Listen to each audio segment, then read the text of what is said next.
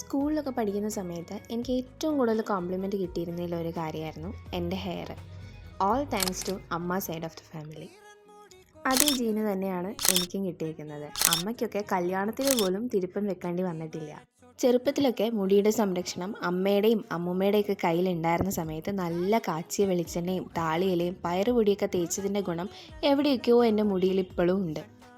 എന്നാൽ കോളേജിലൊക്കെ ആയിക്കഴിഞ്ഞ് മുടിയുടെ സംരക്ഷണം സ്വന്തം കൈ കിട്ടിയതിന് ശേഷം കുറേ പരീക്ഷണങ്ങളൊക്കെ കാണിച്ചതിൻ്റെ ഫലമായിട്ട് പണ്ടത്തെ നാലിലൊന്ന് മുടി പോലും ഇന്നില്ല എന്നുള്ളതാണ് സത്യം. നാട്ടിൽ സ്കൂളിലൊക്കെ പഠിക്കുന്ന സമയത്ത് മുടി ഒന്ന് വെട്ടുന്നതിലോ കളറടിക്കുന്നതിലോ ഒക്കെ 4-5 ആൾക്കാരുടെ സമ്മതം മേടിക്കണമായിരുന്നു. എന്നാൽ അതൊട്ട് നടക്കത്തുമില്ല. ആ ദുഃഖമൊക്കെ ഞാൻ മാറ്റിയത് പഞ്ചാബിൽ കോളേജിൽ പഠിക്കാൻ പോയ സമയത്താണ്. അവിടെ പിന്നെ ചോദിക്കാനും പറയാനും ആരും ഇല്ലാത്തത് കൊണ്ട് എൻ്റെ ഇഷ്ടത്തിനുള്ള പരീക്ഷണങ്ങളൊക്കെ മുടിയിൽ ഞാൻ നടത്തിയിട്ടുണ്ട്. അങ്ങനെ കോളേജ് സമയത്ത് ആദ്യമായിട്ട് ഹെയർ കളർ ചെയ്യാൻ പോയ സലൂണിലെ ചേച്ചി എന്നോട് ചോദിച്ചിട്ടുണ്ടായിരുന്നു, ഇതിന് മുന്നേ മുടിയിൽ ബ്ലാക്ക് ഹെയർ കളർ അടിച്ചിട്ടുണ്ടോ എന്നുള്ളത്.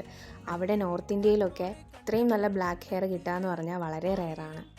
അന്ന് എൻ്റെ മുടിയുടെ ഗുണങ്ങളൊന്നും മനസ്സിലാക്കാണ്ട് കുറേ പരീക്ഷണങ്ങളൊക്കെ നടത്തിയില്ല. ഇന്ന് ഞാൻ നന്നായിട്ട് ഖേദിക്കുന്നുണ്ട്.